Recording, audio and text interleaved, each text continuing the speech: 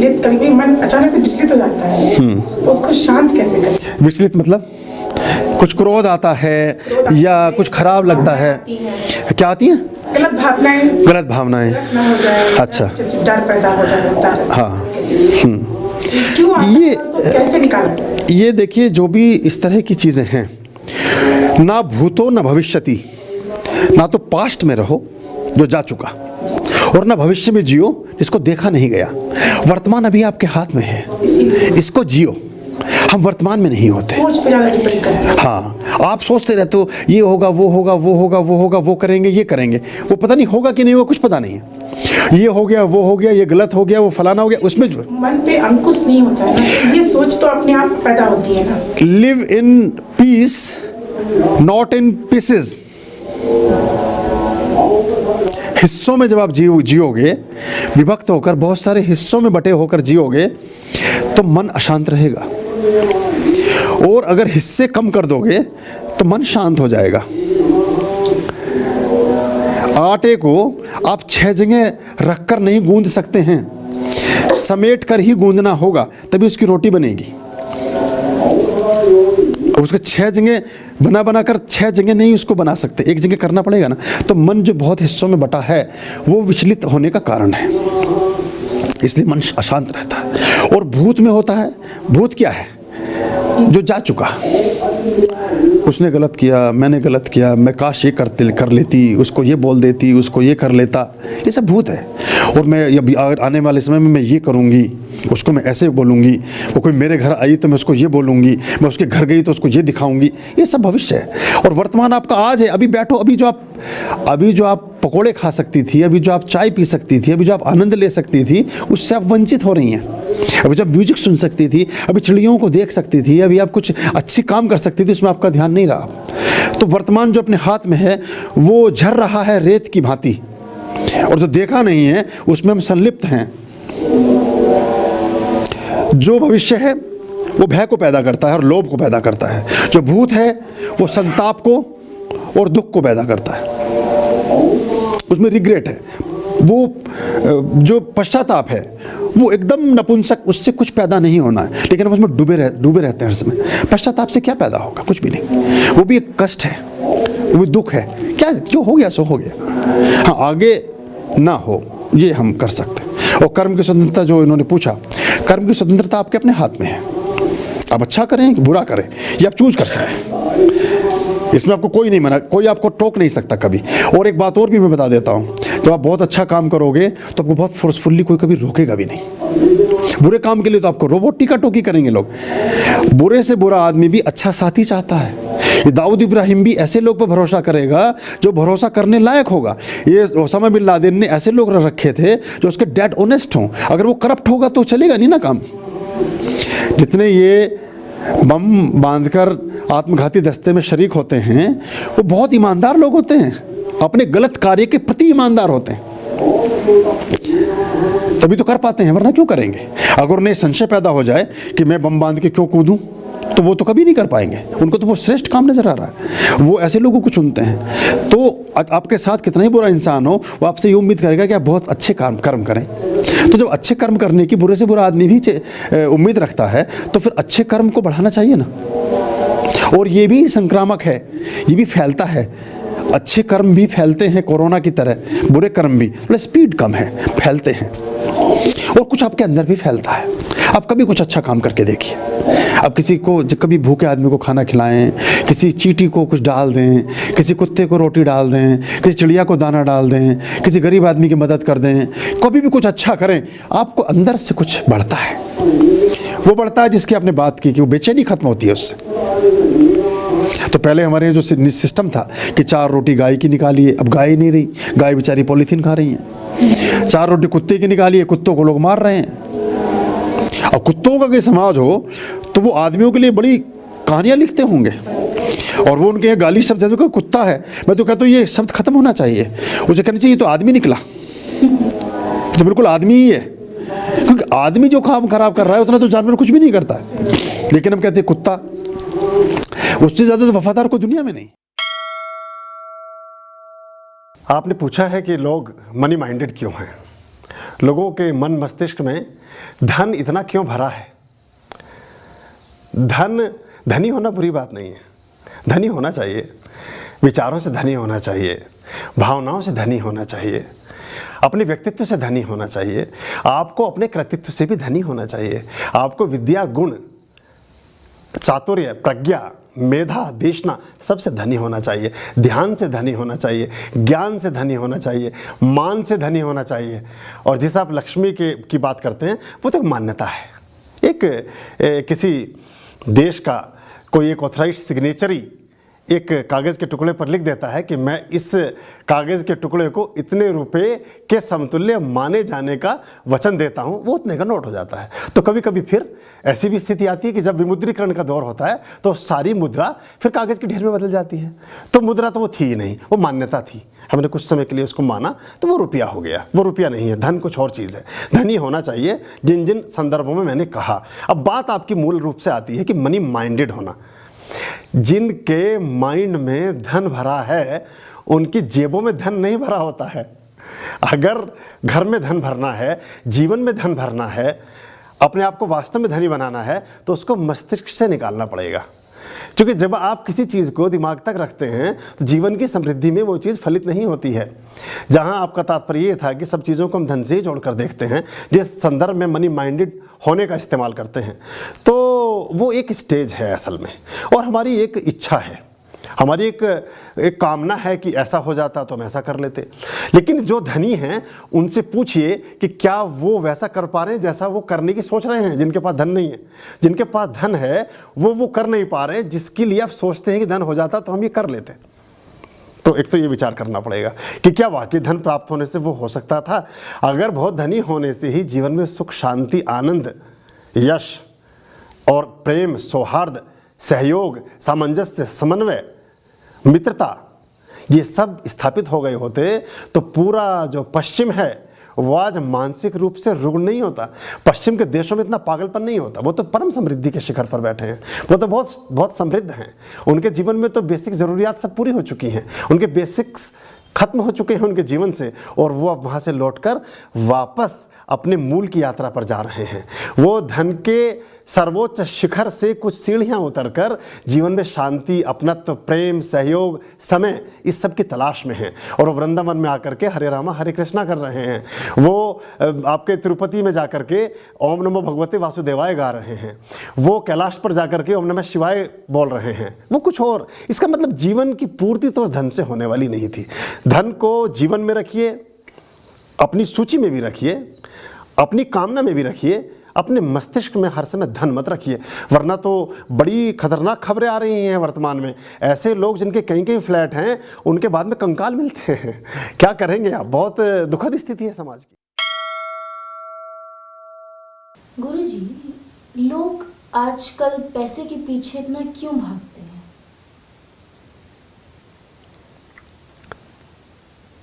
लोग आजकल पैसे के पीछे क्यों भागते हैं? लोग तो हमेशा ही पैसे के पीछे भागते रहे हैं। पैसा एक शक्ति है और व्यक्ति शक्तिशाली होना चाहता है। संपन्नता, सामर्थ्य, समृद्धि, सब की सब शक्तियां हैं और कोई भी व्यक्ति कमज़ोर नहीं रहना चाहता, शक्तिशाली बनना चाहता है, ताकतवर दिखना चाहता है। पैसे की ताकत एक बड़ी ताकत है, लेकिन सबसे कमज़ोर ताकत भी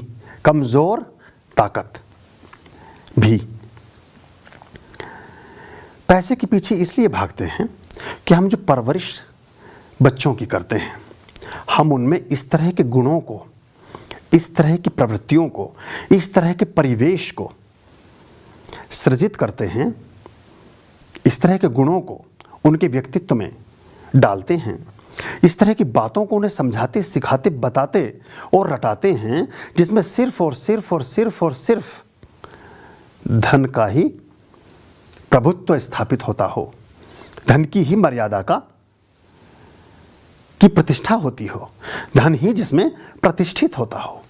हम गुणों की शिक्षा नहीं देते, हम सत्व की शिक्षा नहीं देते, सात्विकता की शिक्षा नहीं देते, हम अच्छे गुणों की, अच्छे संस्कारों की शिक्षा नहीं देते। हम सबसे पहले ये देना चाहते हैं कि व्यक्ति कैसे धनी हो जाए। धन बहुत सारी ज़रूरतों को पूरा करता है, लेकिन सभी ज़रूरतों को नहीं। सच्ची दौलत प्रेम की दौलत है, सच्ची दौलत प्यार की दौलत है। अगर आपकी जेब में पैसे नहीं भी हैं, तब भी अगर जिसने आपकी मदद करनी है उसका आपके साथ जुड़ाव है, तो आपकी मदद हो सकती है। और इसके विपरीत यदि कोई व्यक्ति आपको नापसंद करता है, तो आपके पास कितना ही धन हो, कितना ही वैभव हो, आपको सामने वाला आपको मदद नहीं देगा, आपका सहयोग नहीं करेगा। जो लोग बहुत अधिक धनी हैं, बहुत ज़्यादा पैसे वाले हैं, वो व्यक्ति अच्छे नहीं हैं या उनसे लोग प्रेम नहीं करते, तो वो सबसे ज़्यादा असुरक्षित होते हैं। कोई दुनिया का आतंकवादी यदि बहुत समृद्ध है, बहुत पैसे वाला है, तो बड़े से बड़ा अस्पताल भी उसका इलाज नहीं करेगा। पैसे होने भर से आप जीवन के समस्त सुखों का उपभोग नहीं कर सकते। नीचे से एक सामान्य जीवन में जो हमारी बेसिक ज़रूरियात हैं, आवश्यकताएं हैं, अनिवार्य आवश्यकताएं हैं, उनकी पूर्ति की व्यवस्था होनी चाहिए। उसके लिए ही शिक्षा की व्यवस्था की गई है, गुणों का संस्कार किया गया है, अपने जीवन में सामर्थ्य का परिष्कार किया गया है। हमने जीवन को इतना उपयोगी बना पाएँ कि उस उपयोग से, उस हुनर से, उस अपनी क्वालिटी से, उस काबिलियत से हम धन का उपार्जन कर सकें। लक्ष्मी के भी 8 प्रकार है ना। एक कमल के फूल पर बैठी है, एक हाथी पर बैठी है, एक क्षीर सागर में विराजमान है। तो जैसी लक्ष्मी है वैसे ही उसके प्रभाव हैं, वैसे ही उसका जीवन में प्रतिफलन है। जो आजकल की प्रतिस्पर्धा की बात आपने पूछी है, जो आजकल एक कंपटीशन की बात आपने पूछी है, जितनी भागदौड़, जितनी गला काट कंपटीशन आज के समय में पैसे के लिए है, उतनी पहले नहीं थी, ऐसा आप मानते हैं? इतना विकृत, इतना दुखी, इतना परेशान, इतना असहज, इतना भय से युक्त, इतना परेशान, इतना डिप्रेस्ड मनुष्य भी पहले नहीं था। इतनी दिक्कत में मनुष्य पहले नहीं था, इतनी बीमारियों में व्यक्ति पहले नहीं था। अपने जीवन के सर्वोत्तम अवदानों को, अपने जीवन के सुनहरे अवसरों को खो करके आप क्षणभंगुर धन अर्जित करते हैं। धन के अर्जन में अपने शरीर का, स्वास्थ्य का, संबंधों का, संस्कारों का, समाज का, राष्ट्र का, अपने हितों का, सबकी अपेक्षा करते हैं, सबको भूलते हैं, सबको छोड़ देते हैं।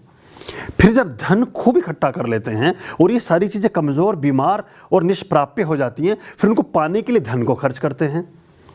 पहले शरीर को गंवाया धन को कमाने में, अब धन को गंवा रहे हैं शरीर को बचाने में। ना शरीर बचा, ना धन बचा और जीवन व्यर्थ हो गया। तो अंतिम अवस्था में पहुंचकर फिर व्यक्ति फ्रस्ट्रेटेड हो जाता है, फिर व्यक्ति विकृत हो जाता है, फिर मानसिक रूप से रुग्ण हो जाता है। इसीलिए आप समाज में देखेंगे कि जो बूढ़े लोग हैं, जो बुजुर्ग हैं, वो ज़्यादा काइयाँ, ज़्यादा श्रूड, माफ़ करना मेरी बात को, ज़्यादा कुटिल हो जाते हैं बनस्पत उन किशोरों के, उन किशोरियों के, उन बच्चों के, उन बालकों के जो अभी ताज़ा खिले हुए फूल हैं। उनके जीवन में जीवन के प्रति एक ललक है, जीवन के प्रति एक उमंग है, जीवन के प्रति एक आशा और विश्वास का एक बहुत बड़ा समुद्र उनके सामने है। लेकिन जो व्यक्ति पूरा जीवन जी चुका कुटिलताओं में, जटिलताओं में, परेशानियों में, दिक्कतों में, वो उसे फिर लगता है कि मैंने जीवन अपना खराब बिताया। जीवन तो उसका बहुत अच्छा था, उसने जो रास्ता चुना वो खराब था। जब रास्ता खराब होता है तो मंजिल भी खराब मिलती है। अगर मार्ग सही होगा तो गंतव्य भी सुनिश्चित होगा, और अगर मार्ग ही ठीक नहीं है तो आपकी मंजिल कैसे ठीक होगी?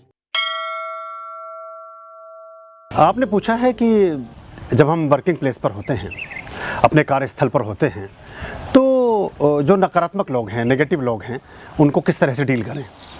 असल में ना तो नवीन कुछ नेगेटिव है, ना कुछ पॉजिटिव है। हमारा जो दृष्टिकोण है, हमारा जो विज़न है, एक तो दृष्टि होती है जो जिससे हम देखते हैं, साइट, एक होता है विज़न, दृष्टिकोण। हमारे दृष्टिकोण से ही तो वो नेगेटिव है ना, लेकिन उनके दृष्टिकोण से तो वो पॉजिटिव है। बुरे से बुरे इंसान को चाहने वाले लोग भी इस दुनिया में हैं, और अच्छे से अच्छे इंसान की बुराइयां करने वाले, अच्छे से अच्छे इंसान में कमियां निकालने वाले लोग भी इस दुनिया में हैं।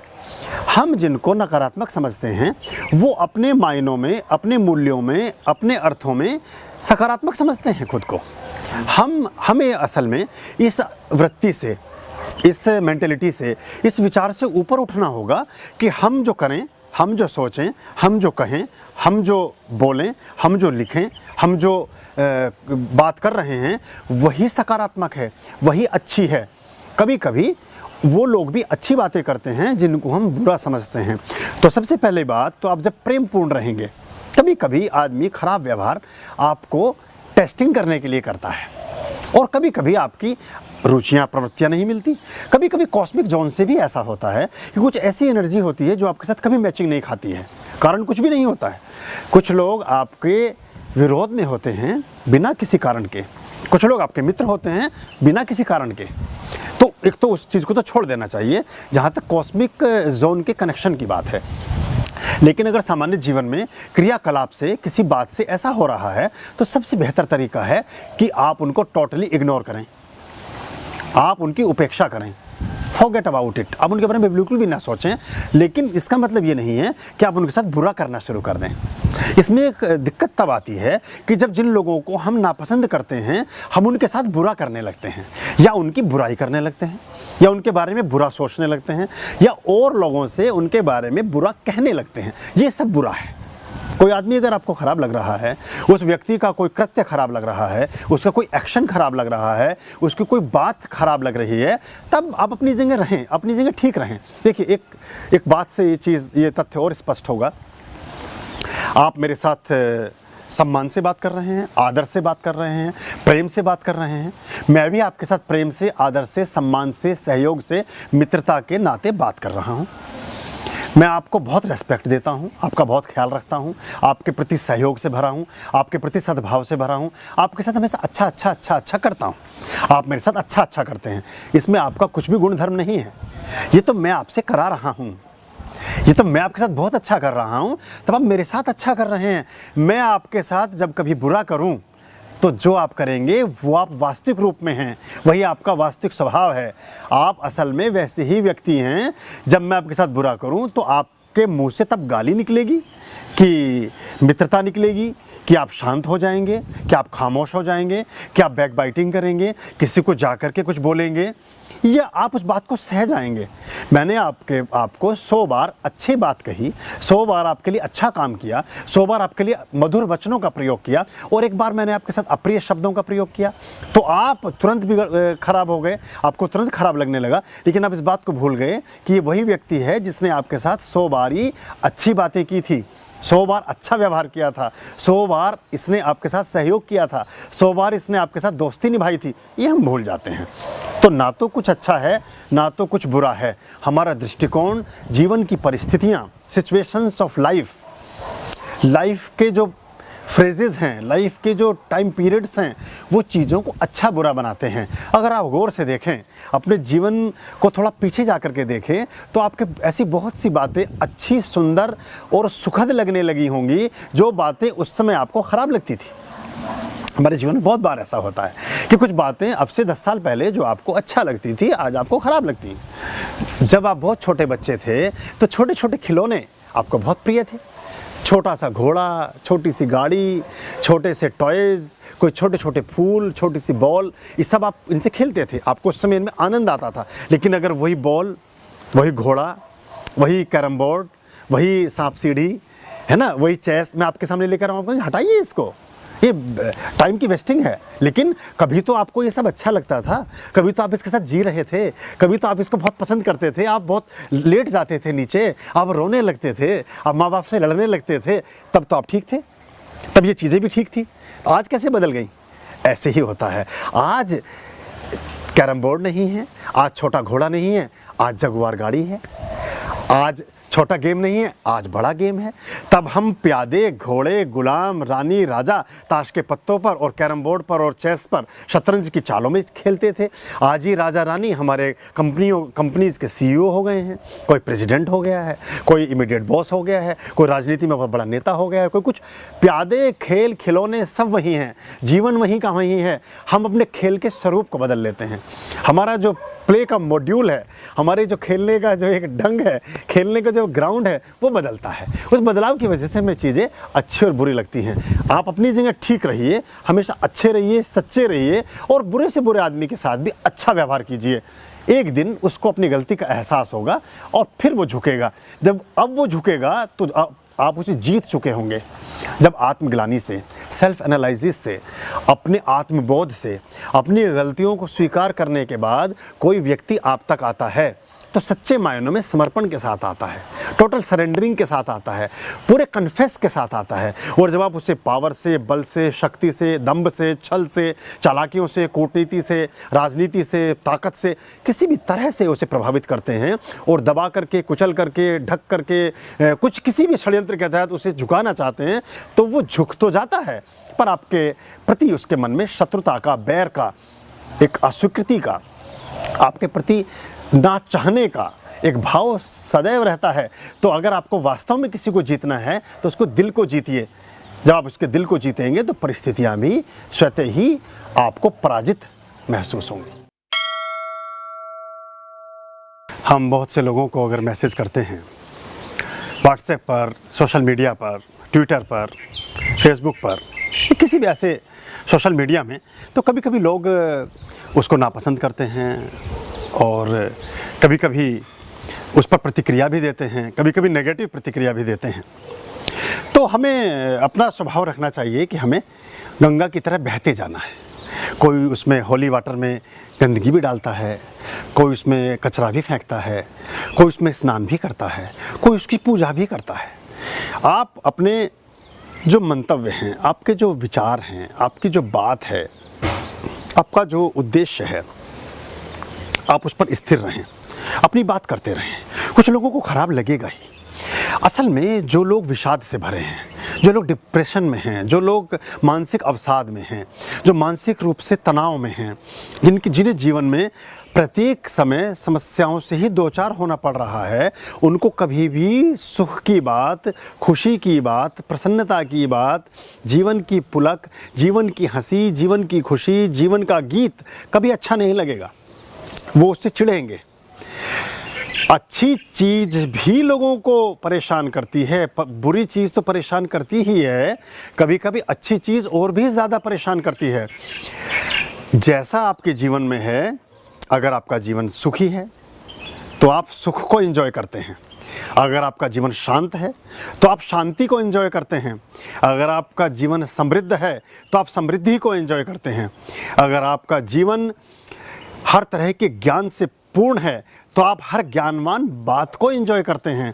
अगर आपके पास में विजडम है, आपके पास में बड़ा पद है, आपके पास में प्रतिष्ठा है, आपके पास में सुख, शांति, यश, वैभव, समृद्धि, आनंद, उत्सव सब है, तो इन सभी गुणों को आप एंजॉय करेंगे, इन गुणों को आप अपने जीवन में समाएंगे, इन गुणों के साथ आप अपने जीवन को चलाना चाहेंगे। लेकिन अगर आपके जीवन में ये सब नहीं है तो जिसके भी जीवन में आपको ये सब चीज़ें दिखाई देंगी, उनसे आपको चिढ़ मचेगी, उनसे आपको नाराज़गी होगी, उनसे आपको परेशानी होगी।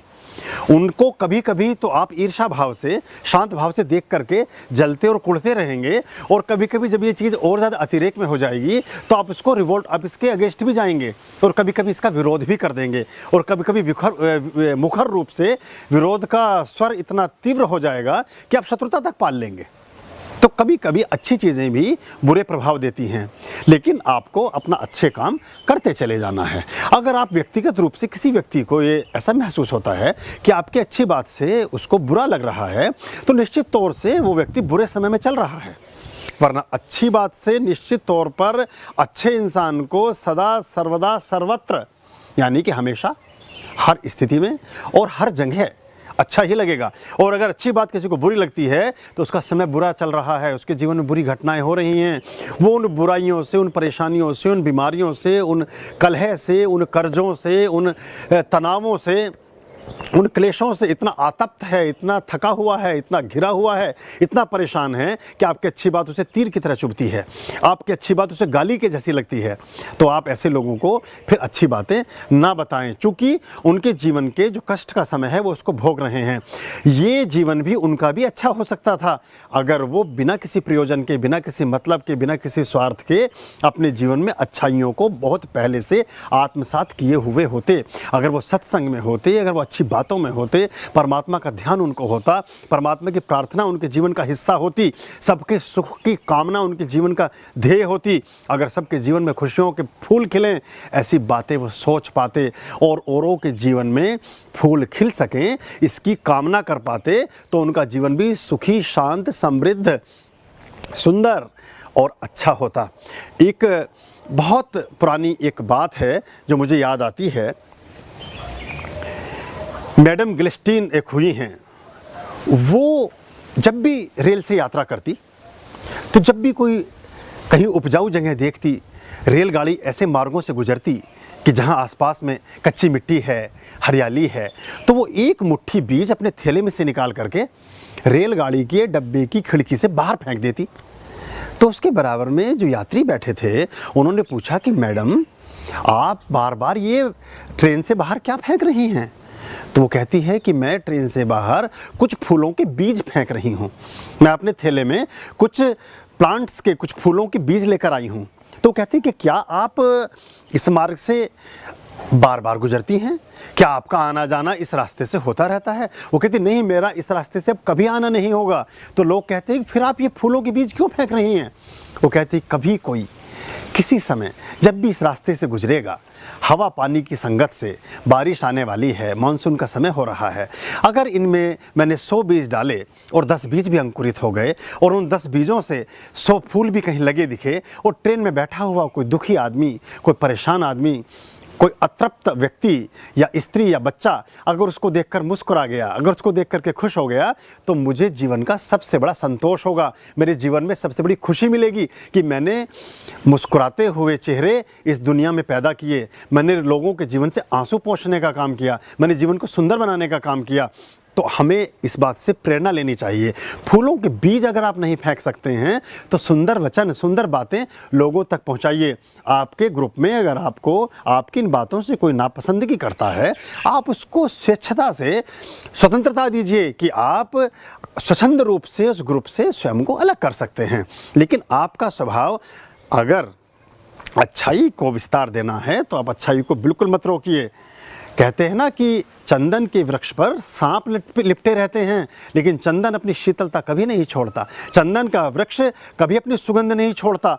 इस वजह से कि हम मेरे ऊपर सांप लिपटे हैं, विषधर लिपटे हैं, जहरीले नाग लिपटे हैं, तो मैं खुशबू की जगह दुर्गंध देने लगूं, ये इसका स्वभाव नहीं है।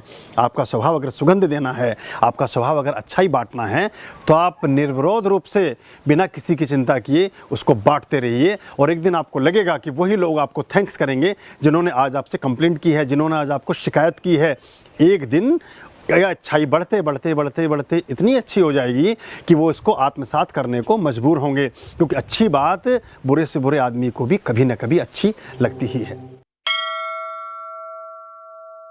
ग्रीशा का बहुत ही अच्छा प्रश्न उसने पूछा है।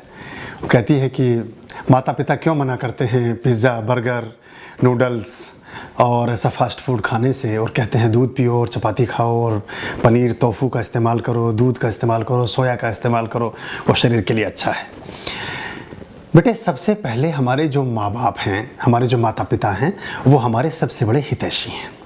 आपका शरीर बन रहा है, आपका ग्रोइंग एज है, आप अपने शरीर को विकास की तरफ ले जा रहे हैं। एक लगे हुए पौधे में जो भी नया ताज़ा पौधा है, उसमें अगर हम ऐसे कीटाणुओं को डाल दें जो उसकी जड़ों को ख़राब करें, तो वो कोई माता पिता नहीं चाहेगा कि उसने जो पौधा इस दुनिया में लगाया है वो कमज़ोर रह जाए, वो ख़राब हो जाए, उसमें बैक्टीरियाज़ हों, उसमें बीमारियां हों, वो समय के झंझावात को, समय के आक्रमण को, किसी सुनामी को सह ना पाए और वो जल्दी से जल्दी बीमार होकर के ख़त्म हो जाए। तो उनका जो प्रेम है, उनकी जो भावना है, वो जानते हैं यहाँ अनुभव काम आता है, यहाँ उम्र काम आती है, कई चीज़ें स्वादिष्ट होती हैं, लेकिन श्रेष्ठ नहीं होती, अच्छी नहीं होती, हमारे स्वास्थ्य के लिए बढ़िया नहीं होती। जो बासी भोजन है, ये ज़्यादातर जो चीज़ें हैं जिनका आपने जिक्र किया, नूडल हैं, पिज़्ज़ा है, ये जो बर्गर है, ये सारा ज़्यादातर बासी होकर के बनता है। जो बासी भोजन है वो डस्टबिन में फेंकना चाहिए, ना कि पेट में डालना चाहिए। बासी भोजन हमें हमारे स्वास्थ्य के लिए खतरनाक होता है। स्वादिष्ट तो उसमें मसाले हैं, जो मसालों का कॉम्बिनेशंस हैं, जो उसमें हम चीज़ें डालते हैं, उससे उसके स्वाद को डेवलप कर देते हैं, उसका प्रेजेंटेशन ऐसा बनाते हैं कि बच्चों को अच्छा लगता है, और कभी कभी वो टेस्टी होता भी है, ये बात सच है, लेकिन स्वास्थ्य के लिए प्रतिकूल होता है। एक जो पेड़ पूरा बन चुका है, बढ़ चुका है, पूरी अपनी उम्र को जी चुका है, तेज आंधी में भी वो खड़ा रहेगा, तेज बारिश में भी वो खड़ा रहेगा, तेज सुनामी में भी उसके बचने की संभावनाएं होंगी। लेकिन एक छोटा पौधा जो अभी अभी रोपा गया है, अभी उसकी उम्र बहुत कम है, वो तो बहुत छोटी सी हवा के वेग से ही उड़ सकता है। तो अगर उसकी जड़ें कमज़ोर रह जाएंगी, इसलिए माता पिता नहीं चाहते कि किसी भी बच्चे की जड़ें कमज़ोर हों। और मेडिकल साइंस भी अब इस बात को प्रूव कर चुकी है कि बहुत सारे कोल्ड ड्रिंक्स, बहुत सारे पेय पदार्थ में ऐसे पेस्टिसाइड्स, इस तरह के केमिकल, इस तरह की चीज़ें डाली जाती हैं जो हमारे शरीर को बहुत नुकसान पहुँचाती हैं। कई सारे विकसित देशों में इन पर प्रतिबंध लग चुका है, बहुत सारे देशों में इसको बैन कर दिया गया है। बहुत सारे देशों में स्कूलों की कैंटीनों में कोल्ड ड्रिंक्स को रखना और फास्ट फूड को रखने पर मनाही हो गई है। वो इसीलिए हुआ है, उसके नुकसान लोग देख रहे हैं। अमेरिका में जो ओबेसिटी बढ़ी है वो इसीलिए बढ़ी है कि लोगों ने फास्ट फूड को अपनाया है। मोटापा वहाँ की सबसे बड़ी समस्या है, डिप्रेशन वहाँ की सबसे बड़ी समस्या है, पागलपन वहाँ की सबसे बड़ी समस्या है। न्यूयॉर्क में जितने पूरी दुनिया में पागल हैं, इतने अकेले न्यूयॉर्क में पागल हैं, आप सोचिए। तो ये फास्ट फूड की देन है, ये ऐसे कृत्रिम भोजन की देन है जिस भोजन ने हमारे पूरे शरीर को खोखला कर दिया है। मोटापा आ जाता है, बीमारियाँ आ जाती हैं, आपका शरीर खराब हो जाता है। सबसे पहले तो आपकी मेमोरी डैमेज होती है, और कोई बच्चा अगर उसकी मेमोरी डैमेज होगी तो कैसे एग्जामिनेशंस को क्वालिफाई कर सकेगा। इसलिए अमेरिका में बच्चों को आंसर क्वेश्चन पेपर के साथ साथ आंसर बुक भी दी जाती है, तब भी वो आंसर नहीं दे पाते हैं, क्योंकि आंसर देने के लिए ये पता होना चाहिए कि इस आंसर बुक में वो क्वेश्चन कहाँ लिखा है, और वो तब लिखा हुआ याद होगा जब आपकी मेमोरी काम करेगी कि ये सिलेबस के शुरू में है, बीच में है, कि अंत में है, कि कहाँ है। सवाल तो आ गया, सवाल के साथ आपको बुक भी दे दी गई। अमेरिकन सिस्टम में ये है कि आपको क्वेश्चन पेपर के साथ आंसर बुक भी मिलती है, लेकिन बच्चे आंसर बुक से आंसर भी नहीं खोज पाते हैं और फेल हो जाते हैं, क्योंकि वहाँ ज़्यादातर बच्चे जो फास्ट फूड खाते हैं उनकी मेमोरी एकदम लॉस हो जाती है। मेमोरी लॉस में फास्ट फूड के साथ साथ टेलीविज़न और गैजेट्स का भी योगदान है। बच्चों को इससे भी बचाएं। तो Girisha, once in a blue moon कभी कभी आप खाइए, सब चीज़ें टेस्ट कीजिए, लेकिन ज़्यादा नहीं, थोड़े से स्वाद के लिए खाइए। और बाकी चीज़ें जो देखिए ना, पोपाई जो वो खाता है पालक, बोलते ना, पूरा वो पहले आता था, मैं पहले देखता था, तो वो कैसे एकदम ताकतवर हो जाता है, रेल की पटरियाँ उखाड़ता है, कुछ करता है। और वो सारे जितने भी हमारे करेक्टर हैं वो सब फ्रूट्स खाएंगे, जूसेस पिएंगे। कोई आपको ऐसा करेक्टर नहीं मिलेगा कि जो इस तरह की चीज़ें खा रहा होगा जो हमारे मूवी में और बाकी चीज़ों में आते हैं। तो उनसे भी हमें बच्चों को सीखना चाहिए। मेरे घर में हमेशा ही कोई ना कोई बीमारी लगी रहती है, और मेरी आमदनी का एक बहुत बड़ा हिस्सा बीमारियों पर खर्च हो रहा है। अगर हम ध्यान से देखें तो बीमारियों का संबंध, रोगों का संबंध हमारी जीवन शैली से है, हमारी पर्सनल हाइजीन से है। स्वच्छता को आप अपने जीवन में कितना महत्व देते हैं, इससे है। आप साफ सफाई का ध्यान रखें। मेडिकल साइंस ने इस बात को प्रूव किया है कि मन में पहले पैदा होते हैं रोग, तन में बाद में पैदा होते हैं। अगर आपका मन स्वच्छ है, मन संतुलित है, मन ठीक है, तो आपका स्वास्थ्य भी ठीक रहेगा। मन में विकारों को ना पालें, मन में वृत्तियों को ना पालें, मन में किसी के प्रति बैर को ना पालें। बहुत लंबे समय तक जो स्त्रियां या जो पुरुष बहुत तरह की विचारों को, बहुत तरह की भावनाओं को दमित करते रहते हैं, दबाते रहते हैं, एक समय के बाद जाकर के वो सब रोग में परिवर्तित हो जाती हैं, किसी न किसी बीमारी का रूप ले लेती हैं। अगर आप चाहते हैं कि आप स्वस्थ रहें, सदा प्रसन्न रहें, तो आपको सहज रहना होगा। और जो मैं हमेशा कहता हूं कि होश पूर्वक रहिए, उस होश पूर्वक रहने का मूल तत्व यही है कि आप सहज रहें, सजग रहें, आप सहज रहेंगे, सजग रहेंगे तो होशपूर्वक रहेंगे। सहजता और सजगता से आपकी स्वच्छता भी जन्मती है। आपको होश ही नहीं होता है आप कहाँ बैठ रहे हैं, आप कहाँ चल रहे हैं, आप कहाँ जा रहे हैं।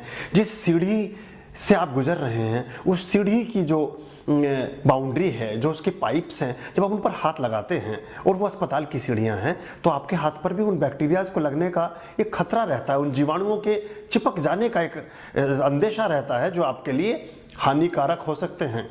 आप अपने बिस्तर पर सोते हैं, आप कभी नहीं देखते कि बिस्तरा साफ है कि नहीं है। खास तौर से अगर आप ट्रैवलिंग में हैं तो बहुत छोटी छोटी चीज़ों का अगर आप ख्याल करें तो मैं मानता हूं कि आप अपने जीवन में बहुत सी बीमारियों से बचे रह सकते हैं। बहुत सी स्त्रियां हैं, भोजन को बनाते समय वो कभी ध्यान नहीं रखती कि उनको कितनी बार अच्छे से सब्जियों को धोना चाहिए।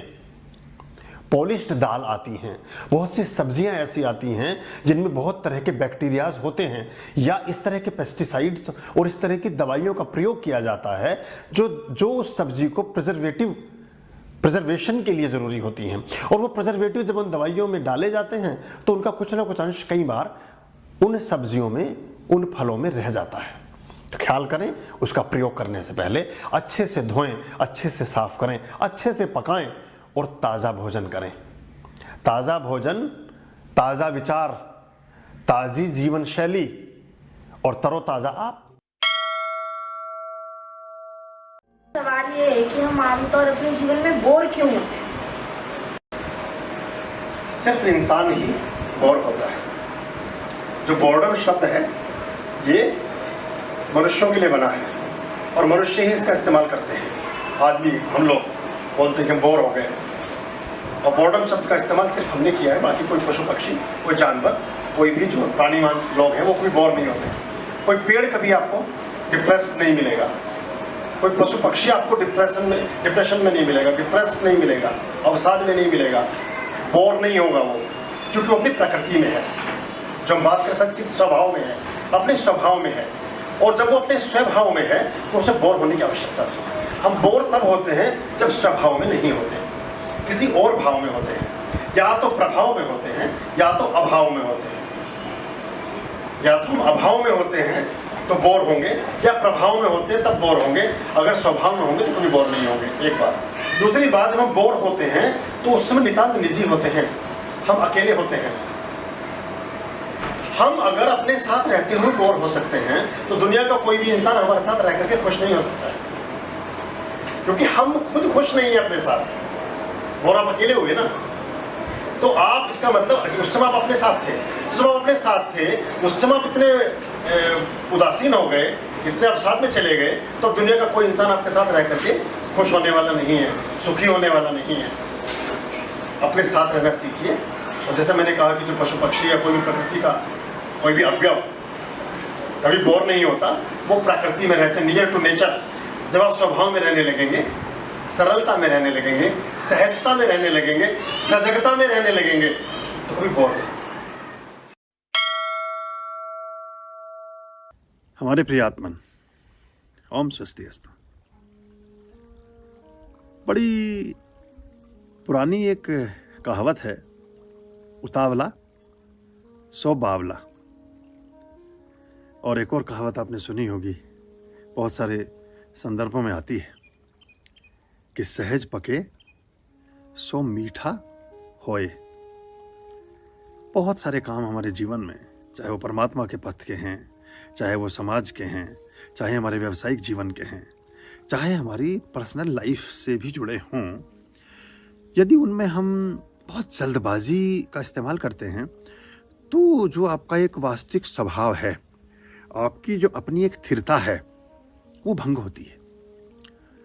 और जब आप अपने वास्तविक स्वरूप से थोड़े भिन्न होते हैं, थोड़े पृथक होते हैं, थोड़े से उससे छिटक जाते हैं, तो आपकी गुणवत्ता में, आपके कार्य को करने की शैली में, आपके कार्य के करने के परिणाम में, और आपको कार्य कैसे करना है इसके परिमाण में अंतर उत्पन्न होते चले जाते हैं। तो बहुत, और एक बात और भी है कि सब सुनिश्चित है, और अगर हम धैर्यपूर्वक और बहुत अच्छे से किसी चीज़ को करते हैं, जो चीज़ अपने निर्माण में जितना अधिक समय लेती है उसकी उम्र भी उतनी ही अधिक होती है। अगर ताजमहल को बनने में 22 साल लगे, 20 साल लगे, तो वो खड़ा भी है पिछले 600 सालों से, 400 सालों से। कछुए की जो मादा है वो 36 महीने की प्रेग्नेंट होती है, तो कछुए की उम्र 500 वर्ष है। तो 500 साल तक कछुआ जीता है। जो भी नेचुरल है उसमें हम आर्टिफिशियलनेस क्यों क्रिएट करें? हम जहाँ बैठे हैं ये सब नेचर है, जो भी कुछ आसपास में घट रहा है वो भी सब नेचुरल घट रहा है, हम जो बोल रहे हैं वो भी सब नेचुरल है। हम इस आर्टिफिशियलनेस को ही तो ख़त्म करना चाह रहे हैं। तो ये जो जल्दबाजी है, और ख़ास तौर से जब आप कभी ऐसे स्थानों पर हों, ऐसे किसी कार्य में हों जो टास्क ओरिएंटेड हों, जो एडवेंचर से जुड़े हों, किसी टास्क से जुड़े हों, किसी उद्देश्य को लेकर के हों, किसी विशेष ध्येय की पूर्ति के लिए हों, तो वहाँ आपसे इस धैर्य की, आपसे इस पेशेंस की, आपसे इस स्थिरता की और भी ज़्यादा उम्मीद की जाती है, क्योंकि वहाँ आपकी जरा सी भी चूक आपको बहुत बड़े नुकसान की तरफ कर सकती है। अब एक पायलट है, उसको पता है सारी प्रोग्रामिंग हो चुकी है जहाज़ की, 10 घंटे की, 7 घंटे की, 5 घंटे की, 12 घंटे की, 15 घंटे की फ़्लाइट है, को पायलट साथ में बैठा ही है, लेकिन वो पलक भी नहीं झपकाते हैं, पलक भी नहीं झपकाते हैं। अगर वो सोचे कि इतनी बार तो जहाज़ उड़ा लिया, 100 बार तो लेके जा चुके हैं, इसने सब प्रोग्रामिंग कर रखी है हर चीज़ का, वो आ जाना, एक बार कंट्रोलिंग कर दो और तुम आराम से बैठ के थोड़ा सा झपकी ले लो, बात नहीं बनेगी। तो जो टास्क हैं उनको ध्यान में रख करके अगर हम इस बात को करें तो हम बहुत सी चीज़ों से अपने आप को सुरक्षित और संरक्षित रख सकते हैं। खुश रहिए। अवसाद और तनाव, एंजाइटी और डिप्रेशन, ये पहली बात तो हमारे यहाँ के शब्दकोश के शब्द नहीं, ये आए ही बाहर से हैं। लेकिन हमने हिंदी में, संस्कृत में चलो उनको अवसाद और तनाव अगर माना भी, तो ये बच्चा नहीं है, वो बड़ा हो गया है, इसलिए उसमें ये दोष पैदा हो गए हैं। अगर वो बच्चा ही रहता तो उसमें ये दोष नहीं आते। जो बच्चा समय से पहले बड़ा हो गया, उसे तनाव भी आएगा, उसे अवसाद भी आएगा, उसे ये एंजाइटी भी होगी और उसे डिप्रेशन भी होगा। तो उसका उपाय ये है कि तो उसको ग्रोथ, उसकी नेचुरल ग्रोथ दें। ये जो बहुत जल्दी से हम बहुत कुछ पा लेना चाहते हैं, ये अपने आप में एक समस्या है, इसको हमें समझना पड़ेगा। नेचुरल ग्रोथ पर, नेचुरल लाइफ पर हमें बिलीव करना पड़ेगा। आप कुछ नहीं कर सकते हैं। देखिए, प्राप्त होना है वही जो राम रचि राखा। आप जो ना कि वो कहते हैं कि उसमें एक बड़ा अच्छा उन्होंने लिखा है कि धीरे धीरे रे मना, धीरे सब कुछ होए, माली सींचे 100 घड़ा, ऋतु आए फल होए। अभी बेले, ये बसंत ऋतु आई थी, बसंत के बाद अभी पतझड़ हुआ, अभी नए नए फूल, नए मौसम, नया सब, नया वर्ष शुरू हुआ, तो हर चीज़ नए रंग रूप बदल रही है, सारी कोपलें आ गई हैं। अब इनमें कितना पानी डालिए, ये दिसंबर में नहीं आएंगी, ये नवंबर में नहीं आएंगी। जिसका जब मौसम है वो उसी मौसम में फूल खिलता है। मनुष्य है जो हर मौसम में खिलना चाहता है। तो ये एक समस्या है। और अगर एक तो होता है बीमार का इलाज करना, मैं इस बात को ज़्यादा तवज्जो देता हूँ, ज़्यादा महत्व देता हूँ, ज़्यादा मायने वाली बात समझता हूँ, ज़्यादा महत्वपूर्ण समझता हूँ कि व्यक्ति बीमार ही ना पड़ने पावे। तो उसके लिए अच्छा ये है कि आप अपने दिनचर्या में उसको शामिल करें। आपके लिए प्रायोरिटी क्या है? आप कुछ ना कुछ ईश्वर से संबंधित कोई ना कोई प्रार्थना, आप तो भरा पड़ा है इतना। अभी आदि तो मैं डालता नहीं हूँ, क्योंकि फिर आप और उलझ जाएंगे। अभी मैं चाहता हूँ कि इतना करते करते करते करते स्वांत सुखाय हो जाए और आपको खुद ही लगने लगे कि हमें 10-5 पार्ट और दे दीजिए। पड़े हैं मेरे पास रिकॉर्डेड, करेंगे, उनको हम डालेंगे, लेकिन इसलिए नहीं डाले कि अभी पहले इनमें पारंगतता और हो जाए। तो अगर इनको आप करते रहेंगे तो ये स्थिति आएगी ही नहीं। ये आर्टिफिशियलनेस की देन है। हर चीज़ तो आर्टिफिशियल है। भोजन है तो आर्टिफिशियल है, जो पैकेटों में बंद है। संबंध है तो वो आर्टिफिशियल है। हवा है तो आर्टिफिशियल है। वातावरण है तो आर्टिफिशियल है। प्लांट भी आर्टिफिशियल हैं। अभी सारे ग्रीटिंग और सारे विशेष और सारे एक दूसरे के लिए संबोधन के और शुभकामनाओं के संदेश भी आर्टिफिशियल हैं। तो नेचुरल कहाँ बचा क्या है कुछ नेचुरल? तो अगर आप नेचुरल को अपने जीवन में नियर टू नेचर होंगे तो ऐसी चीज़ों से बचेंगे। सामान्य रूप से शांति प्रकरणम और स्वस्ति वाचनम का पाठ उन्हें सुनाएं और उनको ऐसी चीज़ों में शामिल करें, तो ऐसी अवस्थाएं नहीं होंगी। जब भी कोई बड़े अनुष्ठान हो, उनमें बैठने वाले लोग भी किसी न किसी वजह से कुछ भी जीवन में ऐसा घटेगा जिससे ऐसी परिस्थितियों के शिकार नहीं होंगे। कुछ जन आपके बारे में शंकित हो हमसे आपके बारे में पूछते हैं। ऐसे शंकित लोगों से क्या कहा जाए? आर्यम की आड़ लेकर कोई निजी आर्थिक या सामाजिक हित साधे तो कैसे निपटें? नहीं, कुछ निपटने की जरूरत नहीं है। लोग बहुत बुद्धिमान हैं, बहुत सियाने और बहुत होशियार हैं। कोई जहाँ आर्थिक या सामाजिक हित साधने की बात है तो वो इतनी आसानी से किसी के सदते भी नहीं हैं।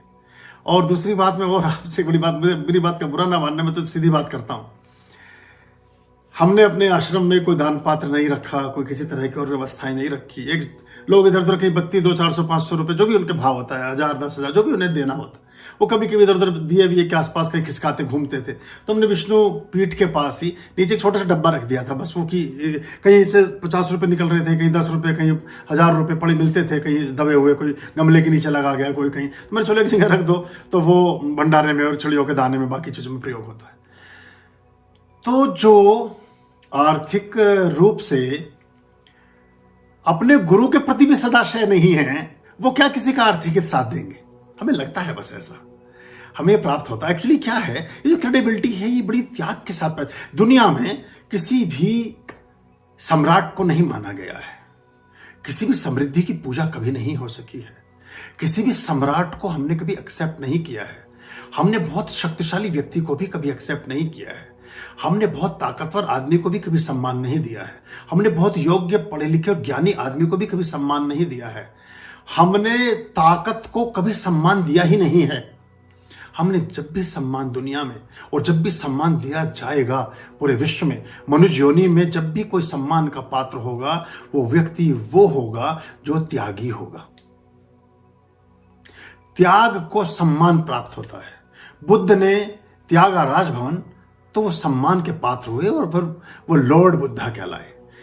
भगवान श्री राम ने त्यागा राजभवन और चले गए वनवास को, तो वो भगवान श्री राम कहलाए। महावीर ने छोड़ दिया राजपाट सारा और खड़े हो गए निर्वस्त्र, वस्त्र भी त्याग दिया। इतना मन, इतना निष्प्रह, इतना शुद्ध, इतना चैतन्य हो गया, इतना परमात्मा से अंगीकार हो गए कि जो शरीर पर वस्त्र था वो गिर गया। वो कोई, उसके लिए कोई उस वस्त्र की भी जरूरत नहीं है। उनका दिगंबर, उनको कहा कि दिगंबर यानी कि जो अंबर है, जो आकाश है, वही मेरा वस्त्र है, उसी को मैं ओढ़ूंगा, और धरती मेरा बिछौना है, इस पर मैं सोऊंगा। तो राम हो, कृष्ण हो, बुद्ध हो, महावीर हो, सब त्यागी हैं। तो जिसने त्यागा है उसने माना है, भोगा है, समझा है। इसमें अगर कोई व्यक्ति इस तरह के संशय और बहुत सारी बातों के बारे में पूछता है, तो वो खुद ही संशय आत्मा विनश्यति, उसको मुझसे बात सीधे करनी चाहिए। और आपको इसमें बीच में जब हम मध्यस्थता करने लगते हैं तो हमें अधिक परेशानी होती है। मध्यस्थता हम इसलिए करना चाहते हैं कि हम प्रधान बनना चाहते हैं। मतलब बुरा ना मानना मेरी बात का, हम अपने आप को, बहुत सारे लोगों में एक नई ग्रंथि उदित हो जाती है जो बार बार ये प्रकट करना चाहते हैं कि हम गुरुजी के बड़े निकट हैं।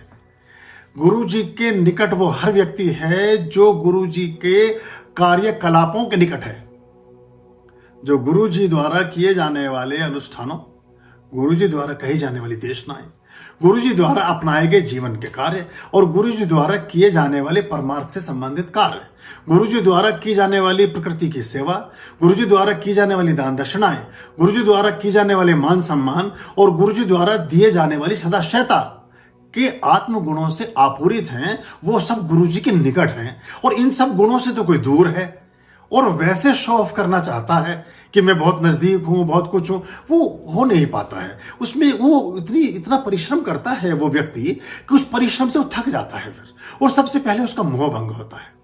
बहुत सारे जन हमारे पास आते हैं, वो कहते तो यही है कि गुरु, एक तो वो बहुत बड़े शब्दों को लेकर के प्रकट होते हैं। ऐसे लोगों के शब्द बहुत बड़े बड़े और भारी भारी शब्द होते हैं। मेरे साथ 25-30 साल पुराने, 20 साल पुराने भी ऐसे संबंधी हैं जो बहुत एक बैलेंस संबंध के साथ चल रहे हैं।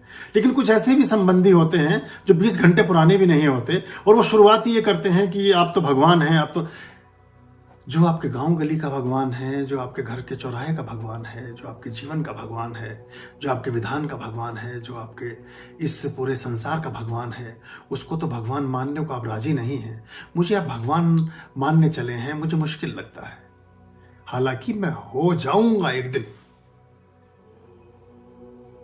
लेकिन वो भगवत्ता की एक स्थिति अलग है, वो परमात्मा ही आपका वर्ण करता है, उसमें मेरा कोई दोष है नहीं, एक्चुअली मेरा कोई गुण भी नहीं है उसमें। वो तो जैसी ही क्षमता किसी डिवाइस की विकसित होती है, वो फिर Bluetooth, red tooth, black tooth, white tooth सबके साथ कनेक्ट होने लगती है। नहीं, यह तो नहीं हो पाती है, वो एक अलग अवस्था है। लेकिन जिस चीज का दर्शन मैं भी नहीं कर पा रहा, उस चीज का दर्शन आप कैसे कर सकते हो? मैं एक श्रेष्ठ, अच्छा, सम्यक, संतुलित इंसान के रूप में ही गुरु की भूमिका के रूप में आपके जीवन का पथ प्रदर्शित कर सकूं, ये बड़ी बात है। तो एक तो ये मुश्किल हो जाती है। फिर उसमें एक चीज और होती है कि बहुत सारे लोगों के ऐसे निहित स्वार्थ होते हैं। कुछ चीजों की हमें जरूरत होती है, हमेशा रहेगी, हर किसी को होती है, और वो जरूरतें अगर आप पूर्ति के कारक हैं, आप डिमांड और सप्लाई का अपना चौली दामन का साथ है। हमें कुछ चीज की जरूरत है, आप उस चीज की आपूर्ति करते हैं, ये बराबर चलता है। लेकिन कुछ लोग सिर्फ आपूर्ति करने के लिए ही हमसे संबद्ध हो जाते हैं, वो सामान बेचने आते हैं।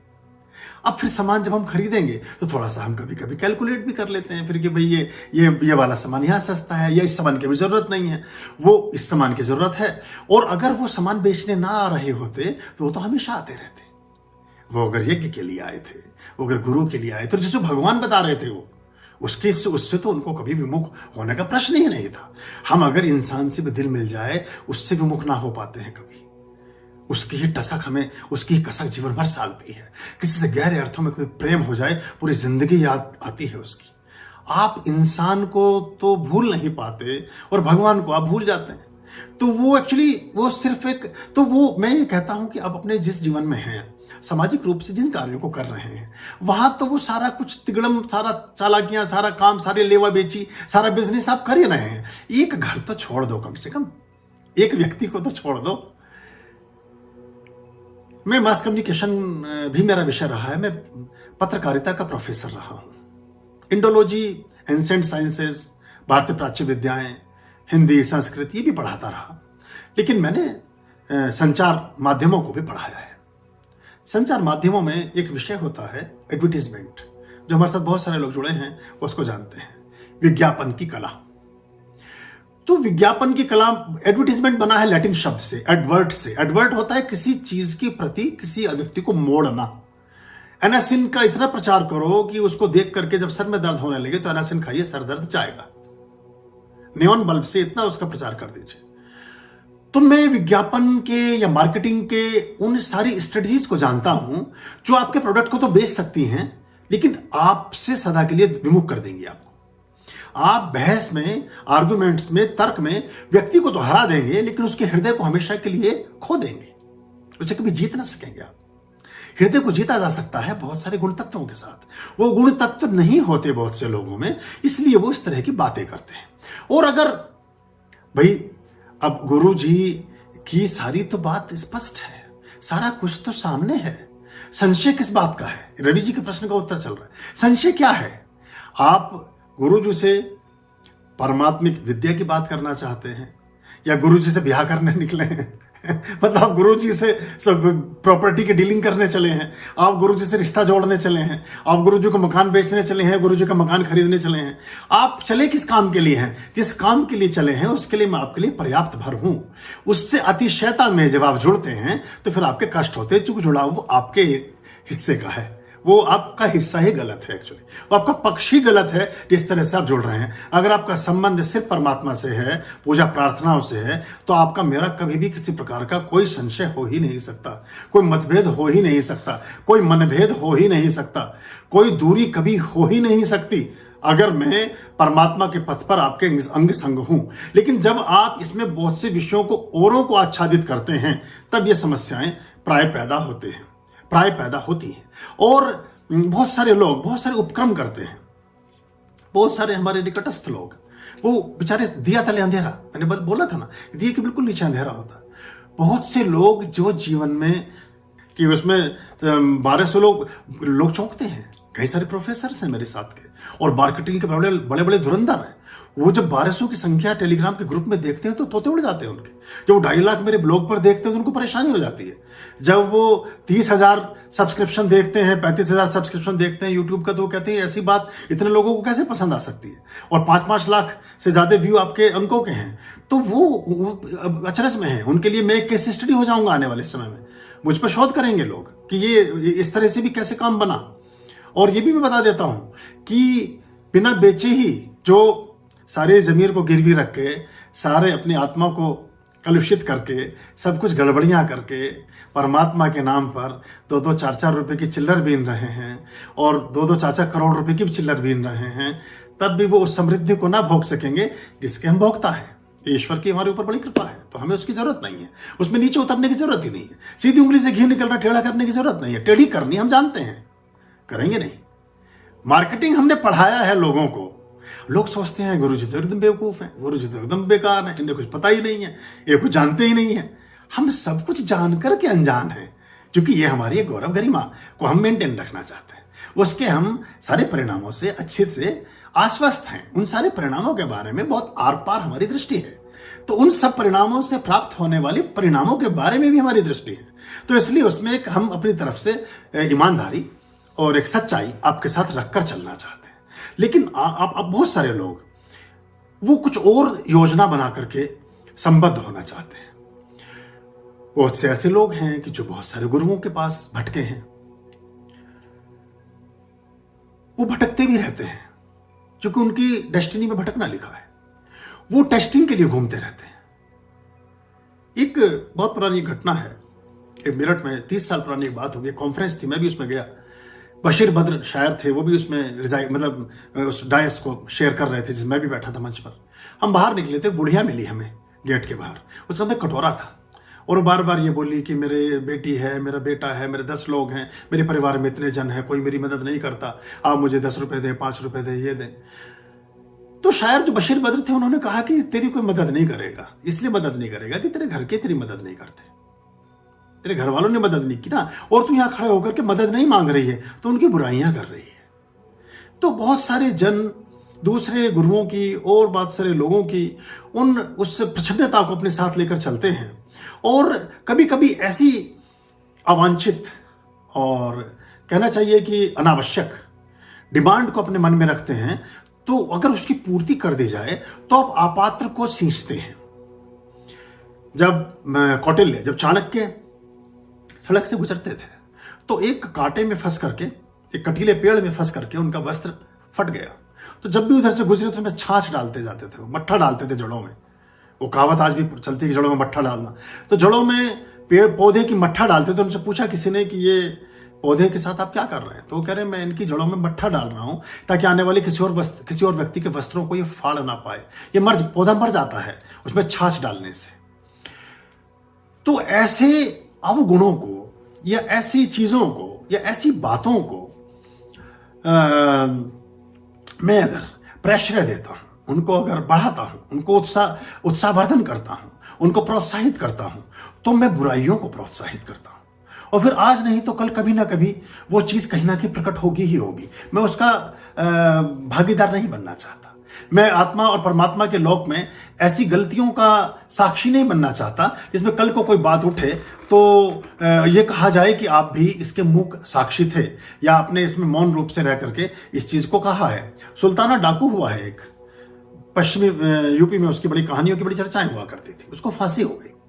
जब उसको फांसी हुई, सच्ची घटना है, तो उसने उससे अंतिम इच्छा पूछी कि जल्लाद ने उसको फांसी देने के लिए पहुंचने वाला था। उससे कहा गया कि तेरी अंतिम इच्छा क्या है, मुझे बता। उसने कहा कि मैं अपनी मां से मिलना चाहता हूं। ठीक है, कोई बड़ी बात नहीं है। सरकार ने आदेश पारित किया, उसकी माता को बुलाया गया। जिस दिन फांसी होनी थी उससे एक दिन पहले वो पहुंची। उसकी माता जब सीखचों के पास पहुंची, जेल में जहां काल कोठरी में उसको रखा गया था, अगले दिन फांसी लगानी थी, तो उसकी मां जब पहुंची तो सुल्ताना डाकू ने उसे अपने पास बुलाया, और पास बुलाकर कहा कि मैं कुछ कहना चाहता हूं, पास आइए। और जैसे वो और नजदीक आई तो उसको पकड़ लिया कंधे से, और उसके नाक और कान अपने मुंह से काट लिए। मुंह से नाक भी काट ली और उसका कान भी काट दिया।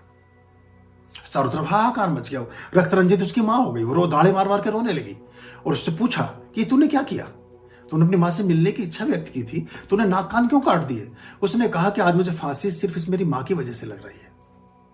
जब मैं स्कूल में से कॉपी, रबर, पेंसिल और किताबें और जूते, चप्पलें और बर्तन और टिफिन और गिलास और कटोरियां चुरा कर लाता था, अगर मुझे उसी समय थप्पड़ मार करके या डांट करके या मुझे थोड़ा उपेक्षित करके अगर एक तरफ कर दिया गया होता, तो आज ना तो मैं काल कोठरी में होता और ना ही मुझे कल फांसी लग रही होती। मुझे डकैत बनाने वाले में इस मेरी मां का योगदान है। तो आज के बाद समाज को पता चले कि डकैत बनाने वाली ये डाकू की मां है, इसकी पहचान समाज में हो नाक कान कटी हुई मां के रूप में। तो मतलब ये बड़ी ऐसी अजीबोगरीब घटना है। तो मैं आपके किसी ऐसे उसमें भागी नहीं होना चाहता जिसमें आप गलत का। बहुत सारे लोग हैं जो गलत तरह की व्यसनों में जुड़े हैं। अब मैं आपको आश्रम में रिजाइड नहीं कर सकता कि आप यहाँ चाइनीज स्मोकर हो। मैं आपको रहने की अनुमति नहीं दे सकता अगर आप बीड़ी बहुत पीते हैं। मैं आपको रहने की अनुमति नहीं दे सकता अगर आप अंडा खाते हैं।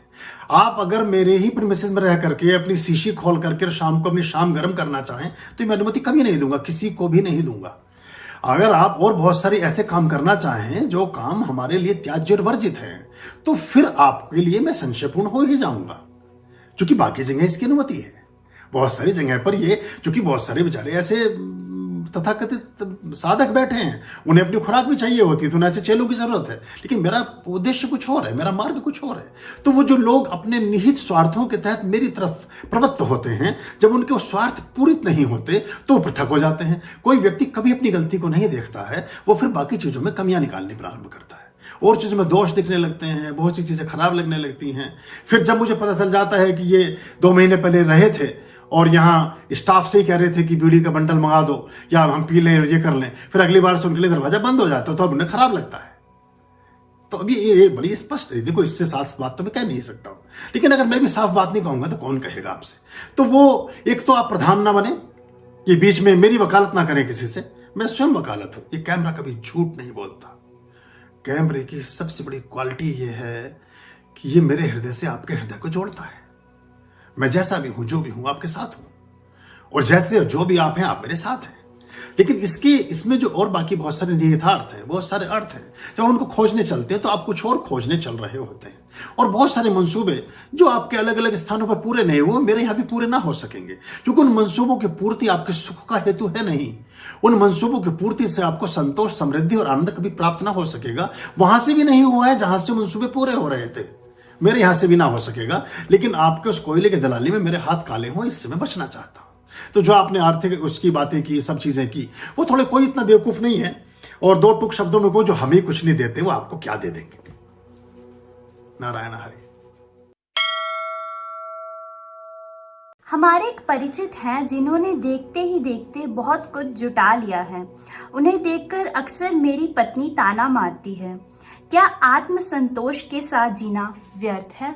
देखिए, एक भगवान बुद्ध एक कहानी सुनाया करते थे। वो कहते थे कि गांव के बहुत सारे चरवाहे अपने अपनी गायों को लेकर के जंगल में चराने के लिए ले जाते थे। गांव का एक सरपंच था। वो सरपंच सड़क पर बैठ करके चबूतरे पर रोजाना उन गायों की गिनती किया करता था कि इस वाले चरवाहे की, निर्मल सिंह की 17 गायें, है ना, ऐसे करके महेश कुमार की 11 गायें, और किसी व्यक्ति की, संतोष सिंह की 22 गायें, ऐसे करके अपने रोज उनको वही रेत पर, रोज कोयले से फर्श पर लिखता था। और शाम को फिर जब वो गाय लौटती थी, फिर बैठ जाता था काम छोड़ करके, फिर वो नोट करता था उसको कि संतोष सिंह की 1 कम और उसकी, और फिर पूरी रात वो चर्चा करता रहता था घर में बैठ करके। बोले उसकी गाय पता नहीं कहाँ होगी, उसकी गाय ने खाना खाया होगा कि नहीं खाया होगा, और वो गाय आई क्यों नहीं है, और वो पता नहीं कहाँ चली गई है। तो सारे परिवार वाले उस आदमी से दुखी थे।